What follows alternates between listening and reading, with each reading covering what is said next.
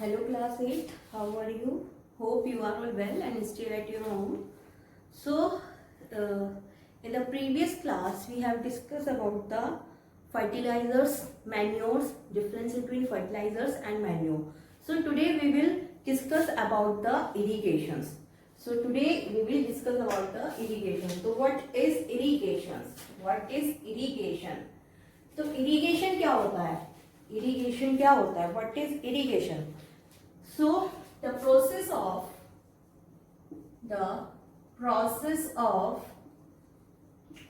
providing water, the process of providing water to crops, the process of providing water to crops. Crops को water provide करने के process को हम क्या बोलते हैं? इरिगेशन कहते हैं.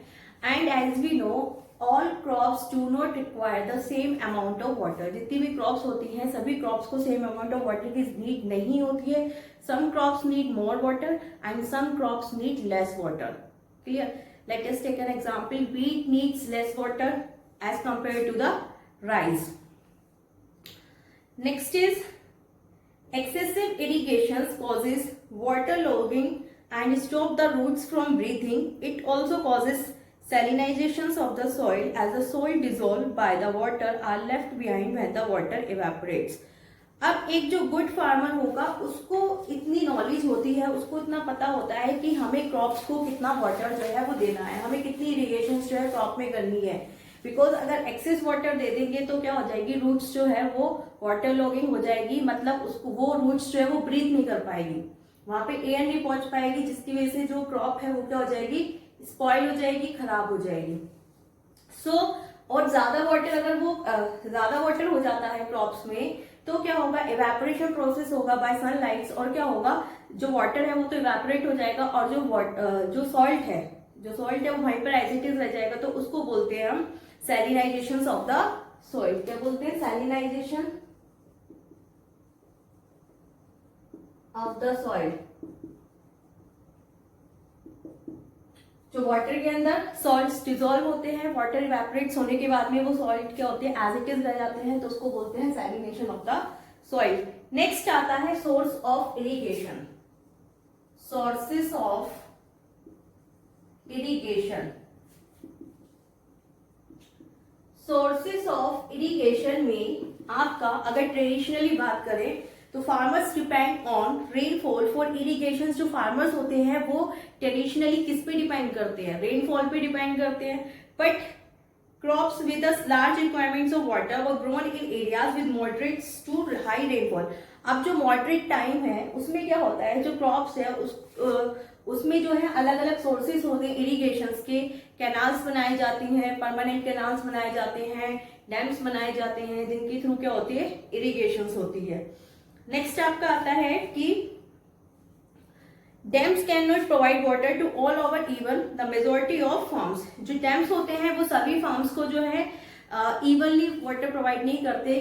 कि ऐसा नहीं है कि जो डैम्स हैं वो सभी फार्म्स जो है सभी फील्ड्स को जो है एक सा ही मतलब एक ही अमाउंट में वाटर प्रोवाइड करेंगे. कहीं जो रीजन पास में होंगे उनको प्रोवाइड कर देंगे, जो फार अवे होंगे उसको प्रोवाइड नहीं कर पाएंगे. तो उस केसेस में क्या होता है, जो फार्मर्स होते हैं वो क्या करते हैं, वो वेल जो होता है एक वेल बनाते हैं, उसके अंदर क्या करते हैं, जो पंप होता है उसको लगाते हैं, मोटर्स लगा देते हैं, उसके थ्रू क्या करते हैं, वो इरिगेशन करते हैं.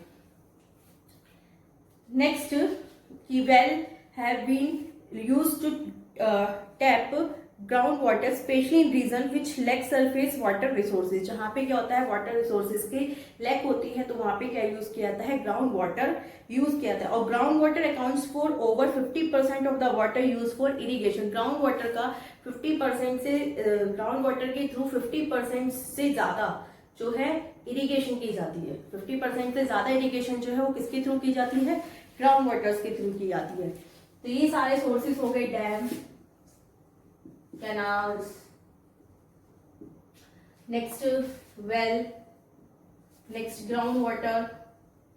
वेल की जगह ग्राउंड वाटर,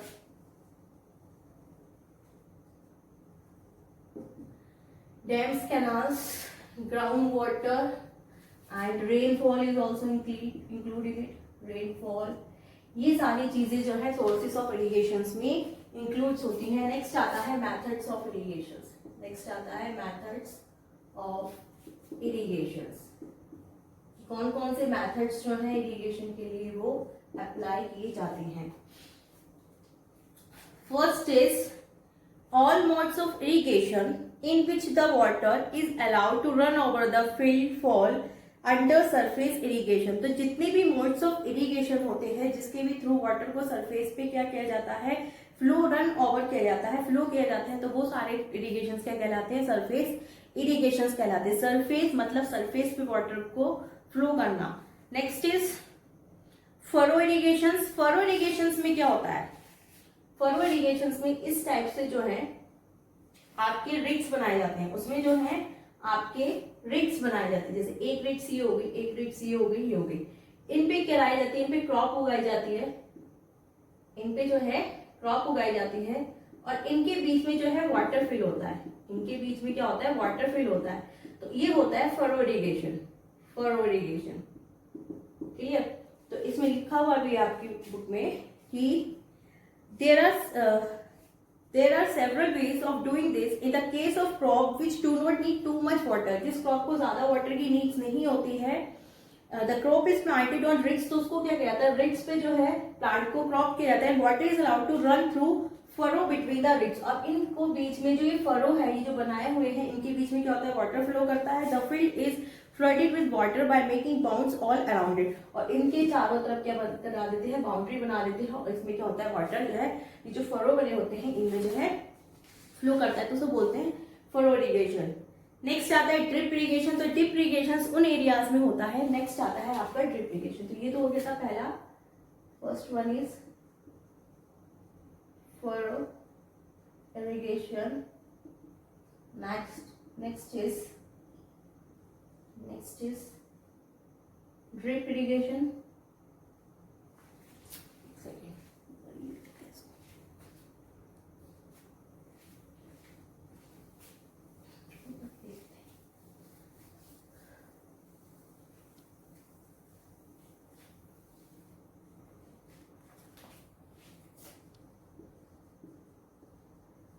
मेथड्स इरिगेशन में पहला तो हो गया फरो इरिगेशन,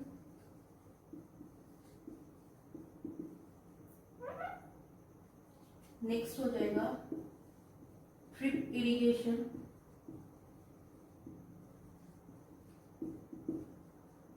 नेक्स्ट हो जाएगा इससे नेक्स्ट स्प्रिंकलर इरिगेशन। तो फर्स्ट फरो इरिगेशन अभी मैंने आपको बता दिया है। नेक्स्ट आता है ड्रिप इरिगेशन। तो ड्रिप इरिगेशन उन रीजन्स में किया जाता है जहां पर वाटर लैक ऑफ वाटर होता है, जहां पर लैक ऑफ वाटर होता है, जहां पर वाटर की कमी होती है, वहां पर जो किया जाता है वो ड्रिप इरिगेशन किया जाता है। उसमें क्या होता है कि in such it involves the use of pipe fitted with small tubes. एक बहुत बड़ा पाइप होता है, उसके साथ में क्या होती है, बहुत छोटी छोटी ट्यूब्स होती हैं। एक बहुत बड़ा पाइप, उससे क्या निकली होती है, ट्यूब्स निकली होती हैं। इनको हम बोलते हैं एमीटर्स। इनको हम क्या बोलेंगे, छोटी छोटी ट्यूब्स होती हैं, emitters. Tubes fitted with small tubes called emitters. The pipe are laid over और अंडर द सॉइल, या तो वो सॉइल के ऊपर होगा पाइप, या फिर ये सॉइल के नीचे होगा। And the emitters releases water drop by drop around the roots of the plant. अब ये क्या करेंगे, सपोज करो यहाँ पर कोई प्लांट है, कोई प्लांट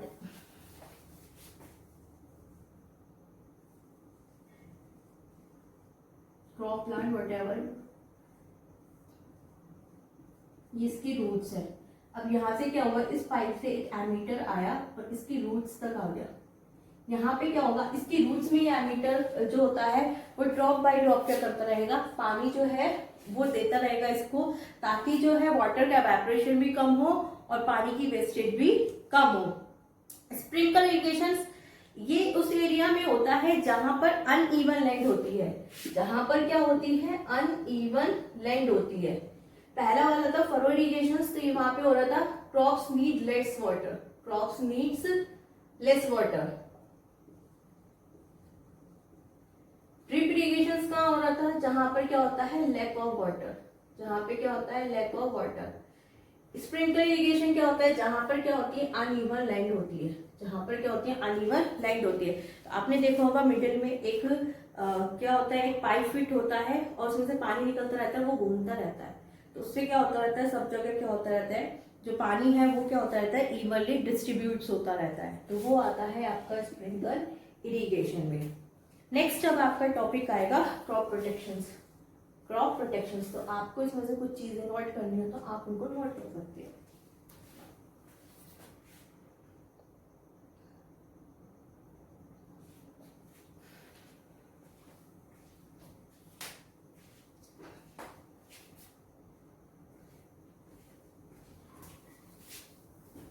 क्रॉप को पानी भी दे दिया, सॉइल प्रिपेयर करी थी पहले, फिर उनको जो है फर्टिलाइजर्स दिया, मैन्योर्स दिया, देन उसका इरिगेशन कर दिया। अब क्या करना पड़ेगा, अब करनी पड़ेगी क्रॉप की प्रोटेक्शन, क्रॉप प्रोटेक्शन।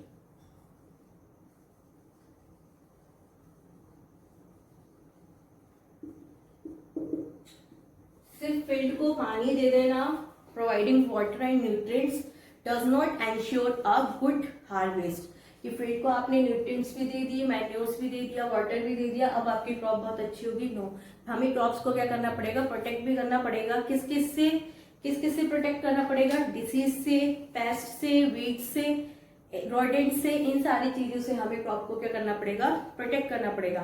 तो पहले आता है वीड्स, पहले आता है इसमें वीड्स। वीड्स क्या होता है? अनवांटेड प्लांट्स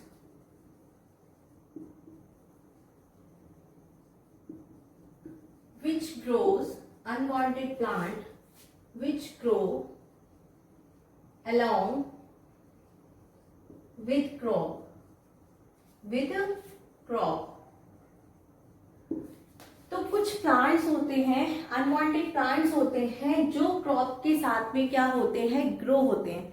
जो क्रॉप के साथ में क्या होते हैं, ग्रो होते हैं। जैसे कि बथुआ, जैसे कि बथुआ होता है, वो क्या होता है जब शायद आई थिंक गेहूं जो होते हैं, गेहूं के फील्ड्स जो होते हैं उनके साथ में क्या करता है, ग्रो करता है। तो वो बथुआ क्या हुआ, उसके लिए वीड्स हुआ। उसके लिए क्या वीड्स हुआ? बिकॉज हम पानी दे रहे हैं, हम न्यूट्रिएंट्स दे रहे हैं क्रॉप को, और वो क्या कर रहा है, वो सारा न्यूट्रिएंट्स और वाटर किस कौन भी ले रहा है, वीड्स भी ले रहा है। मतलब जो हम क्रॉप को वाटर न्यूट्रिएंट्स दे रहे हैं वो उनको प्रॉपर नहीं मिलेंगे, उनमें से ये भी ले लेंगे, तो वो कहलाते हैं हमारे वीड्स। जो प्लांट्स हमें हमारी क्रॉप के साथ में अनवांटेड प्लांट्स होते हैं वो कहलाते हैं हमारे वीड्स। तो दे compete with the crop plants for light, water, space and minerals। Space भी कवर करेंगे, न्यूट्रिएंट्स भी लेंगे, मिनरल्स भी लेंगे सॉइल से, तो क्रॉप्स को क्या बढ़ जाएगी, इस चीज की कमी पड़ जाएगी। सो कुछ क्या होते हैं, कुछ वीड्स ऐसे होते हैं जो क्या करते हैं, पॉइजनस सब्सटेंस प्रोड्यूस करते हैं, जो क्या करते हैं, पॉइजनस सब्सटेंस प्रोड्यूस करते हैं, और वो क्रॉप्स के लिए क्या होता है, हार्मफुल होता है।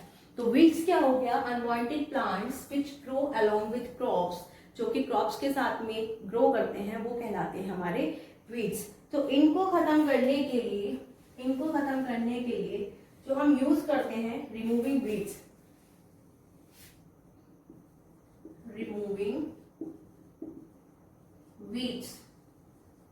वीड्स को रिमूव करने की प्रोसेस को हम बोलते हैं वीडिंग। क्या बोलते हैं, वीडिंग। रिमूविंग वीड्स को हम क्या बोलेंगे, वीडिंग। और इसको क्या कहते हैं, इसको कंट्रोल करने के लिए हम जो केमिकल का यूज करते हैं, वो होता है वीडीसाइड्स, तो वीड्स क्या हो गए, अनवांटेड प्लांट्स, उनको रिमूव करना वीड्स को क्या कहलाता है, weeding. The process of removing weeds is called weeding. जो केमिकल्स यूज करते हैं वीडिंग प्रोसेस में, उनको क्या बोलते हैं, वीडीसाइड्स बोलते हैं। अब नेक्स्ट आता है कंट्रोलिंग पेस्ट्स एंड डिसीज। तो कंट्रोलिंग पेस्ट एंड डिसीज, अभी वीड्स क्या होते हैं, ये क्या होता है, केमिकल होता है जिसका स्प्रे किया जाता है फील्ड में। तो ये केमिकल क्या करेगा, ओनली जो वीड्स प्लांट्स होंगे उनको अफेक्ट करेगा, उनको जो है डिस्ट्रॉय कर देगा, बाकी क्रॉप्स जो है वो हमारी एज इट इज रहेगी। नेक्स्ट आता है कंट्रोलिंग पेस्ट एंड डिसीज, कि पेस्ट एंड डिसीज को कैसे कंट्रोल किया जाता है। तो birds, rats and insect often eats and damage crop plants and they are produce. जो बर्ड्स होते हैं, रैट्स होते हैं, इंसेक्ट होते हैं, वो क्या करते हैं, क्रॉप को ईट करते हैं, उनको क्या करते हैं, डैमेज करते हैं। Birds are generally scared away from fields while more drastic steps are taken to get rid of pests like rodents and insects. जो rodents होते हैं, insects होते हैं, bird होते हैं, ये सारे क्या करते हैं, क्रॉप को ईट करते हैं और उसको क्या कर देते हैं, डैमेज कर देते हैं. तो इनको पेस्ट को,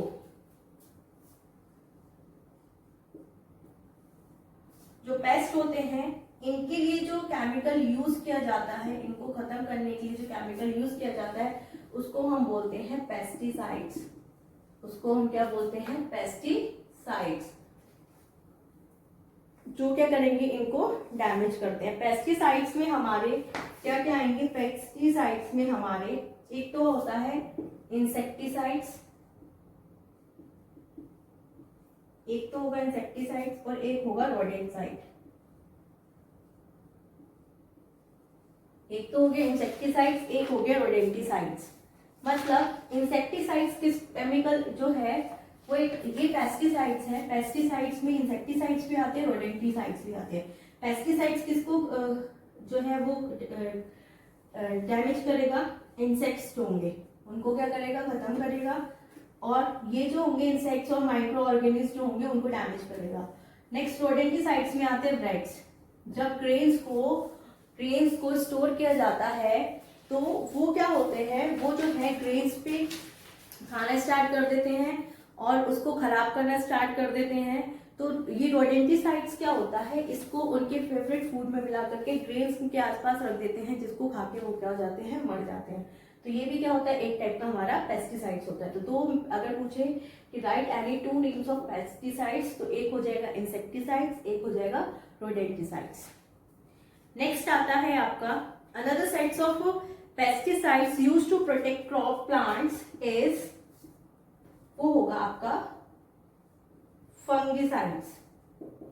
फंगिसाइड्स किसको डैमेज करेगा, जो फंगी होगी उसको डैमेज करेगा. ये क्या होता है, ये जो सीड्स होती हैं उनको उगाने से पहले इसका यूज किया जाता है. जो मतलब सीड्स होंगी उनको जब खेतों में, फील्ड्स में उगाया जाता है तो उससे पहले उन पे एक स्प्रे किया जाता है फंगिसाइड्स का, ताकि उनको जो है कोई भी फंगस जो है वो जो लगी होगी वो डैमेज हो जाएगी. नेक्स्ट आता है बायोलॉजिकल कंट्रोल. ये तो सारा केमिकल्स यूज कर रहे थे हम, वेडिसाइड्स केमिकल है, पेस्टिसाइड्स केमिकल है, इनमें जो ये सारी चीजें केमिकल्स हैं. नेक्स्ट आता है आपका बायोलॉजिकल कंट्रोल, वेडिसाइड्स एंड पेस्टिसाइड, वो सॉरी बायोलॉजिकल कंट्रोल. नेक्स्ट आपका आएगा बायोलॉजिकल कंट्रोल की कैसे हम बायोलॉजिकल तरीके से इनको कंट्रोल कर सकते हैं नेचुरल तरीके से.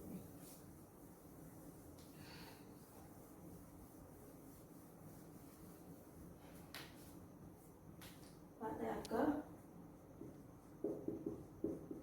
Biological control. Weedicides and pesticides are poisonous. जो वेजिसाइड्स होते हैं, वीडिसाइड्स होते हैं, पेस्टिसाइड्स होते हैं, पॉइजनस होते हैं, क्योंकि ये क्या होते हैं, केमिकल्स होते हैं. और इनका स्प्रे करते टाइम फार्मर्स को क्या करना चाहिए, अपना माउथ वगैरह जो है उसे कवर करके रखना चाहिए, बिकॉज ये क्या होते हैं, हेल्थ के लिए हार्मफुल होते हैं. So their immediate effects on human being includes irritations of the skin and the respiratory tract. जो respiratory tract होता है उसको भी इन्फेक्ट करते हैं, स्किन में इरिटेशंस प्रोड्यूस कर देते हैं. तो ये क्या होते हैं, ये बहुत ज्यादा डेंजरस होते हैं, इसलिए इनको हम क्या बोलते हैं, non biodegradable. They accumulate in the soil, are absorbed by plants and through them enter our bodies. अब क्या होगा, प्लांट्स के थ्रू ये केमिकल्स क्या होते हैं, हमारी बॉडी में जो है वो वाई फूड जो है वो आते हैं और हमारी बॉडी में क्या होते हैं, एक्यूमुलेट्स होते हैं inside the body. They accumulate in fat tissue and can even cause cancer in the long run. तो ये क्या होंगे, फैट की फॉर्म में, फैट टिश्यू की फॉर्म में हमारे बॉडी में एक्यूमुलेट्स होंगे और इनकी वजह से, ज्यादा एक्यूमुलेशन की वजह से क्या हो जाता है, हमारी बॉडी में कैंसर हो जाता है. नेक्स्ट आता है आपका कि कुछ जो पॉइजन फिश वगैरह होते हैं, एक्वेटिक ऑर्गेनिज्म होते हैं, वो भी क्या हो जाते हैं, वो भी इसकी वजह से क्या हो जाते हैं, डेड हो जाते हैं. सो इनको नेचुरल तरीके से जो है, इनको जो क्रॉप का प्रोटेक्शन किया जाता है तो वो नेचुरल तरीके से भी किया जाता है कि नेचुरली उनको क्या करना, किल करना. तो another way is to develop disease resistant varieties of crop, की कोई ऐसी क्रॉप्स का डेवलपमेंट करना जो डिजीज रेजिस्टेंस हो, कि जिनको कोई डिसीज ही नहीं हो. और crop that are not prone to certain disease, जिसके अंदर कोई डिसीज ही नहीं हो, ऐसी क्रॉप का क्या करना, ग्रोन करना, तो वो क्या हो जाता है, बायोलॉजिकल कंट्रोल हो जाता है। नेक्स्ट आता है हार्वेस्टिंग। अब क्रॉप प्रोटेक्शन करने के बाद में नेक्स्ट प्रोसेस क्या आएगा आपका, हार्वेस्टिंग। हार्वेस्टिंग मतलब कटाई करना, जो क्रॉप है, जो फसल है, उसकी क्या करना, हार्वेस्ट करना।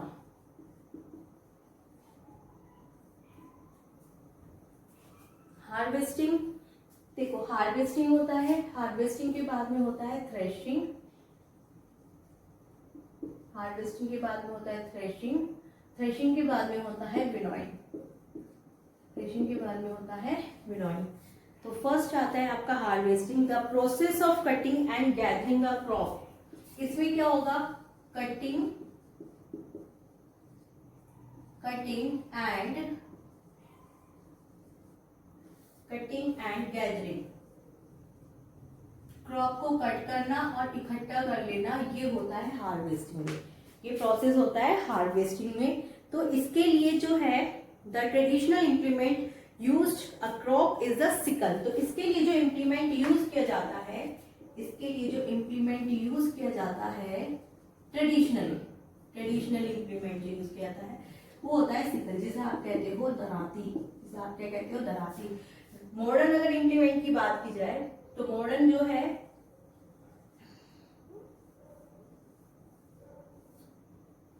मॉडर्न जो है वो यूज किया जाता है हार्वेस्टर। क्या होता है, हार्वेस्टर, हार्वेस्टर मशीन है, डायग्राम भी गिवन है आपको। तो वो क्या होता है, वो कंबाइन होता है, मतलब हार्वेस्टिंग, थ्रेशिंग और विनोइंग, तीनों चीजें वो जो है हार्वेस्टर जो है ये तीनों चीजें कर देता है। तो जो ट्रेडिशनल इम्प्लीमेंट है वो होता है सिकल, जो दराती होती है, उससे क्या करना, उसको कट करना क्रॉप को और फिर उसको गैदर करके रखना, ठीक है। नेक्स्ट है जो हार्वेस्टर होता है, एक होता है हार्वेस्टर, एक होता है कंबाइंड हार्वेस्टर।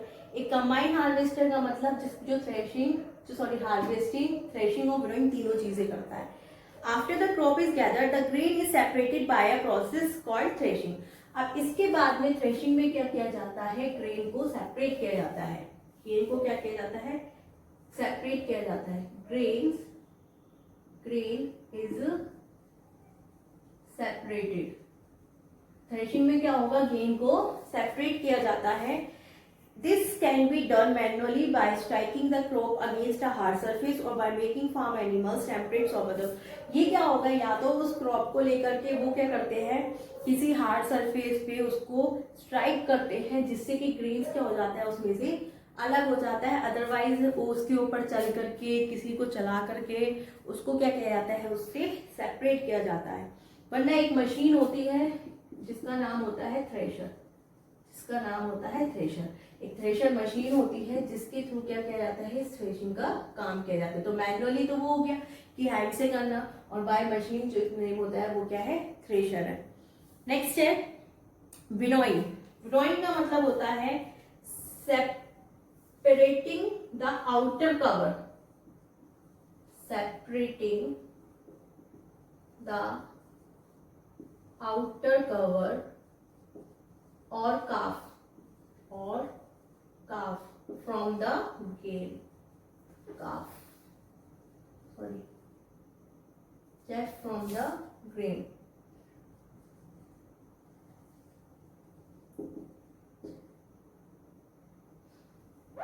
इसमें क्या होगा विनोइंग में कि जैसे आपने जौ देखी होगी, जौ के ऊपर जौ को हटाते हैं तो क्या मिलता है, राइस मिलता है। तो उस जौ के ऊपर से कवरिंग को हटाना, जो राइस होता है उसके ऊपर से जो कवरिंग होती है उसको हटाना, तो वो क्या होता है, वो हमारा कहलाएगा विनोइंग। मतलब सेपरेटिंग द आउटर कवर और काफ फ्रॉम द ग्रेन, ग्रेन में से जो उसकी आउटर कवरिंग होती है उसको अलग करना, वो क्या कहलाता है, हमारा विनोइंग कहलाता है, ठीक है ना। वरना क्या करते हैं कि कहीं ऊपर हाइट पे से ले जाकर के ग्रेन को क्या करते हैं, ड्रॉप करते हैं ऐसे, और हवा चल रही होती है तो उसमें से काफ क्या होता जाता है, अलग होता जाता है, ग्रेन्स जो होता है वो नीचे आता जाता है, तो वो कहलाता है हमारा winnowing. Harvesting, threshing and growing. Harvesting का मतलब कटिंग करना, उसको गैदर करके रखना कहीं। जो ट्रेडिशनल इम्प्लीमेंट होता है वो सिकल, मॉडर्न है हार्वेस्टर। एक होता है कंबाइंड हार्वेस्टर, तीनों प्रोसेस करता है। थ्रेशर मतलब ग्रेन्स को क्या करना, सेपरेट करना, ग्रेन्स को क्या करना, सेपरेट करना। नेक्स्ट आता है विनोइंग। विनोइंग का मतलब कि उसके आउटर कवर को सेपरेट करना, ठीक है। नेक्स्ट आता है, अब इतनी सारी चीज करने के बाद में नेक्स्ट प्रोसेस आएगी आपकी स्टोरेज। अब क्या करेंगे, उसको जो हमारी क्रॉप थी, जो ग्रेन्स था, उसको क्या करेंगे, उसको स्टोर करने का काम करेंगे। अब उसको स्टोर किया जाएगा।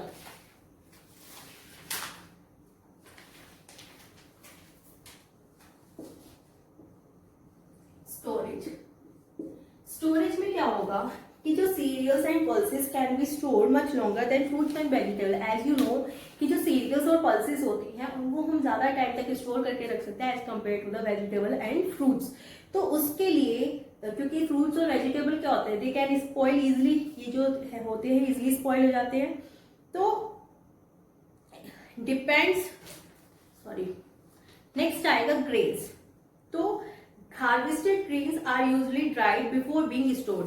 जो हार्वेस्टेड ग्रेन्स होती हैं उनको क्या किया जाता है, पहले धूप में ड्राई किया जाता है, उनको सुखाया जाता है, उसके बाद में उनको क्या किया जाता है, स्टोर किया जाता है। Because moisture encourages the growth of micro organism. जो कि मॉइस्चर होगा उसकी वजह से क्या होंगे, माइक्रो ऑर्गेनिज्म जो है वो प्रोड्यूस हो जाएंगे। They are then store in metal और earthen container, gunny bags and grain silos. तो उसके बाद में उनको जो है कंटेनर्स होते हैं, साइलोज होते हैं, जो उसके अंदर क्या क्या साइलोज होते हैं जो अंडरग्राउंड बना लेते हैं, उसके अंदर ग्रेन्स को रख देते हैं। तो उसके बाद में क्या किया जाता है, ग्रेन्स को स्टोर किया जाता है। तो पहले ग्रेन्स को स्टोर करने से पहले क्या किया जाता है, उनको ड्राई किया जाता है। क्यों, उसके अंदर का जो मॉइस्चर है उसको क्या किया जाता है, खत्म किया जाता है, ताकि उसमें माइक्रो ऑर्गेनिज्म जो है वो अफेक्ट नहीं करे। नेक्स्ट है फ्यूमिगेशन इज द नेक्स्ट आता है the godowns where grains are stored are first fumigated to get rid of pest. जो गोडाउन्स में ग्रेन्स को स्टोर किया जाता है पहले उसको किया जाता है fumigated. Fumigation is the process of using the vapours of a chemicals to get rid of pest and infection. Fumigation क्या होता है, फ्यूमिगेशन यहाँ पर एक टर्म आई है फ्यूमिगेशन। फ्यूमिगेशन जो है उसको स्टोर करने से पहले क्या किया जाता है, उसके ऊपर एक केमिकल्स की वेपर्स होती है, उसको जो है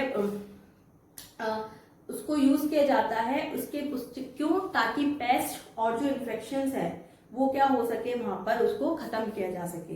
the chemicals can be spread using hand operated machine. जो केमिकल यूज किया जाता है वो हैंड ऑपरेटेड मशीन से यूज किया जाता है। The stored grains are inspected. अब जो स्टोर किया ग्रेन ऐसा तो नहीं कि स्टोर करके डाल दिया अब उसको देखना ही नहीं है। तो स्टोर ग्रेन को क्या किया जाता है, टाइम टू टाइम क्या किया जाता है, इंस्पेक्टेड किया जाता है, देखा जाता है कि जो ग्रेन है वो ठीक है या नहीं है, कोई डिसीज तो नहीं लग गया।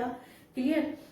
नेक्स्ट उसमें जो है गेट जो होता है, गेट को जो है वो ज्यादा टाइम तक ओपन करके नहीं रखते हैं। जहाँ पे ग्रेन को स्टोर किया जाता है वहां पे क्या होता है कि जो ग्रेन है, जैसे एक स्टोर रूम है, स्टोर कर दिया उसे, तो ऐसा नहीं कि उसका गेट जो है वो खोल के रखा, गए इंस्पेक्ट किया, उसके बाद में गेट को क्या कर देते हैं, वहीं पर क्लोज कर देते हैं। नेक्स्ट एक टर्म्स आती है बफर स्टॉक। नेक्स्ट एक टर्म है buffer stock. Buffer stock, buffer stock क्या होता है कि गवर्नमेंट भी क्या करती है, ग्रेन्स को स्टोर करके रखती है। गवर्नमेंट भी क्या करती है, खुद के उसके गोडाउन्स होते हैं, तो वो ग्रेन को क्या करती है, स्टोर करके रखती है, ताकि कभी कोई टाइम पीरियड है और उस टाइम पे जो है क्रॉप जो है वो ज्यादा नहीं हुई। सपोज करो कि ओले पड़ गए या कुछ चीज हुई कि जिसकी वजह से ग्रेन्स क्या हो गई, खराब हो गई, अच्छी फसल नहीं हुई, तो उस टाइम पे जो है वो पहले से क्या करके रखते हैं, ग्रेन को स्टोर करके रखते हैं, तो उसे बोलते हैं बफर स्टॉक बोलते हैं। Grains stock for such emergency. जो ग्रेन्स इमरजेंसीज के लिए स्टॉक किया जाता है उसे हम बोलते हैं बफर स्टॉक। अब कोल्ड स्टोरेज, अब क्या करते हैं, ग्रेन्स या फ्रूट्स को या वेजिटेबल्स को, जो फ्रूट्स और वेजिटेबल्स होते हैं, जो फ्रूट्स और वेजिटेबल्स होते हैं, पहली चीज तो कोल्ड स्टोर्स में फ्रूट्स एंड वेजिटेबल्स को स्टोर किया जाता है। फिर नेक्स्ट चीज आता है ना, कोल्ड स्टोरेज में दो चीजों का ध्यान रखा जाता है। एक तो होता है टेम्परेचर, एक होता है ह्यूमिडिटी। एक तो होता है टेम्परेचर, एक होता है ह्यूमिडिटी। टेम्परेचर ना तो ज्यादा हाई होना चाहिए ना ही ज्यादा लो होना चाहिए। टेम्परेचर जो है आपका 0 डिग्री सेल्सियस से 4 डिग्री सेल्सियस के मिड में होना चाहिए। क्लियर। क्योंकि इतने टेम्परेचर पे जो माइक्रो ऑर्गेनिज्म होते हैं वो प्रोड्यूस नहीं होते हैं। नेक्स्ट होता है कितनी जो है जो माइक्रो ऑर्गेनिज्म की ग्रोथ होती है उसको डिस्करेज करता है। इतना टेम्परेचर जो है माइक्रो ऑर्गेनिज्म की ग्रोथ को डिस्करेज करता है। तो ध्यान रखना कोल्ड स्टोरेज में दो चीजों का ध्यान रखा जाता है, एक तो टेम्परेचर, एक ह्यूमिडिटी। ह्यूमिडिटी क्या होती है कि humidity is kept pretty high. Humidity जो होती है वो हाई रखी जाती है because food and vegetable lose moisture when the humidity is low. अगर ह्यूमिडिटी को लो कर दिया तो फ्रूट्स और वेजिटेबल्स जो होते हैं उनके अंदर जो मॉइस्चर होता है वो क्या हो जाएगा, वो खत्म हो जाएगा।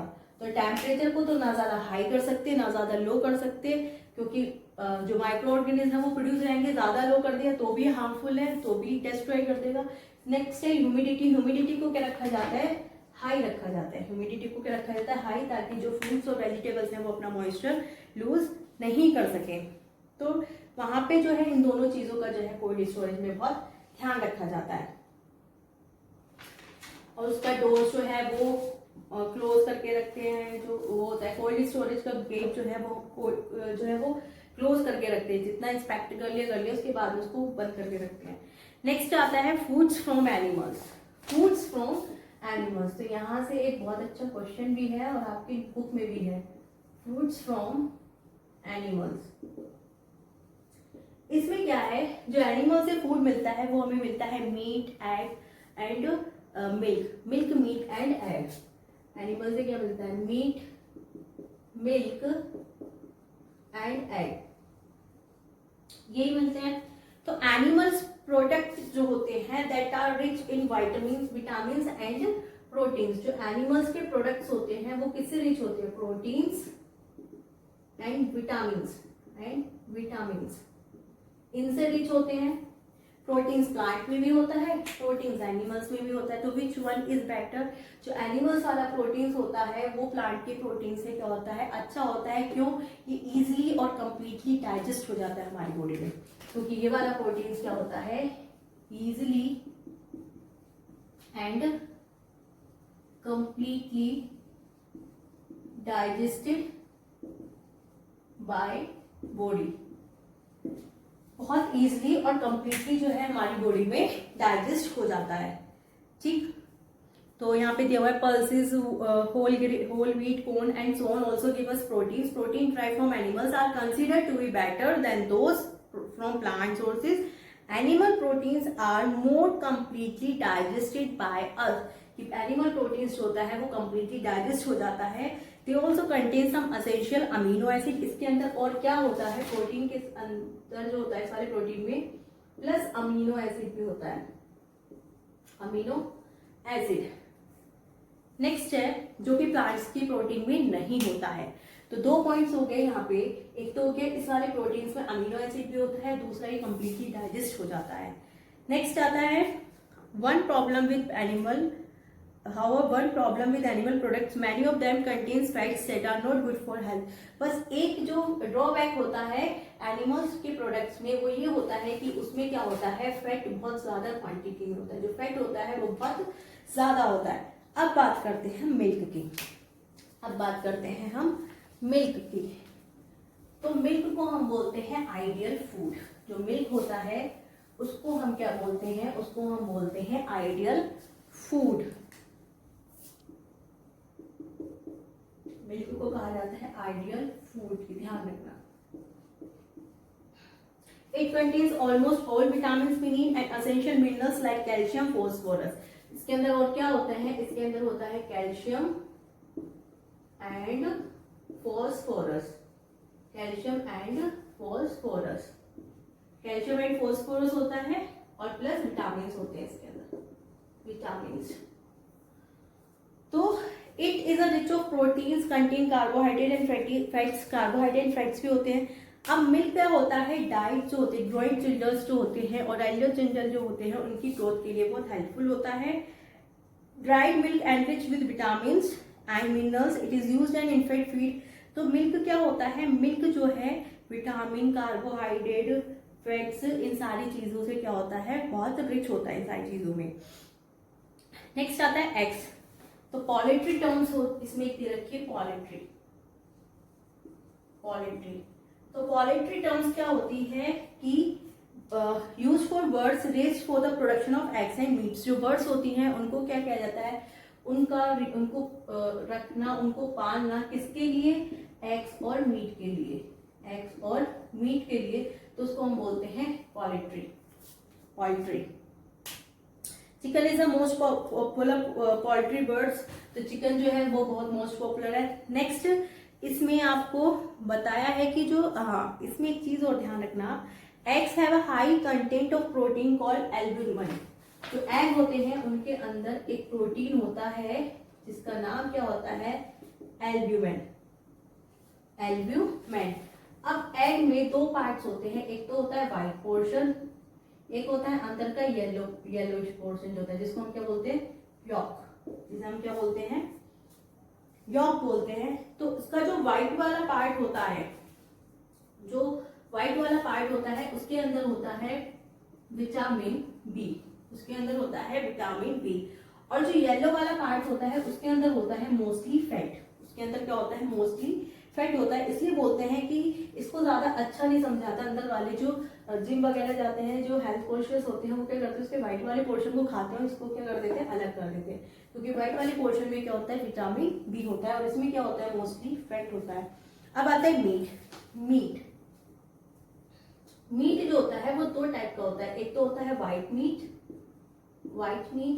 एक होता है रेड मीट, एक होता है रेड मीट। तो जो meat goat, sheep, pigs and cow से मिलता है, उसके अंदर क्या होता है, उसके अंदर बहुत ज्यादा फैट होता है, उसके अंदर क्या होता है, बहुत ज्यादा फैट होता है, लॉट ऑफ फैट। जो रेड मीट होता है वो मिलता है चिकन, ठीक है ना। जो व्हाइट मीट होता है वो मिलता है चिकन से और फिश से। इसके अंदर होता है लो फैट, इसके अंदर होता है लो फैट। तो जो इसको आप रेड कर लो और इसको आप व्हाइट कर लो, ये रेड हो गया और ये व्हाइट हो गया। तो रेड मीट के अंदर ज्यादा फैट्स होता है as compare to the white fat, तो व्हाइट मीट, तो इसलिए ये क्या होता है, ये वाला जो मीट होता है ये बहुत अच्छा होता है। और मीट क्या होता है, गुड हाईली क्वालिटी प्रोटीन्स होते हैं मीट के अंदर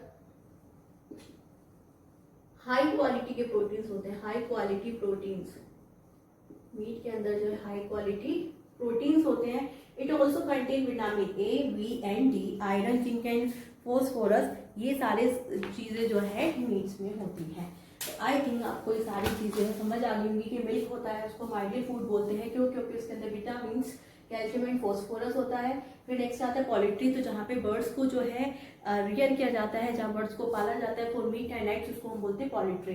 नेक्स्ट आता है मीट दो टाइप के होते हैं, एक तो होता है रेड मीट, एक व्हाइट मीट। रेड मीट जो होता है वो इनसे मिलता है goat, sheeps, pigs and cow, because, और इसके अंदर क्या होते हैं, लॉट्स ऑफ फैट्स होते हैं। जो व्हाइट मीट होता है वो चिकन एंड फिश से मिलता है, जिसके अंदर क्या होते हैं, लो फैट्स होते हैं, कम फैट होता है, तो ये बेटर होता है, ये अच्छा होता है। मीट्स के अंदर हाई क्वालिटी के प्रोटीन्स होते हैं। नेक्स्ट आता है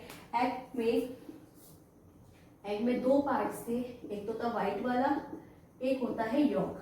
तो व्हाइट वाला पार्ट जो होता है उसके अंदर होता है विटामिन बी, और जो योक होता है उसके अंदर होता है बहुत ज्यादा फैट। तो ये वाला पार्ट जो होता है वो बहुत अच्छा होता है खाने के लिए।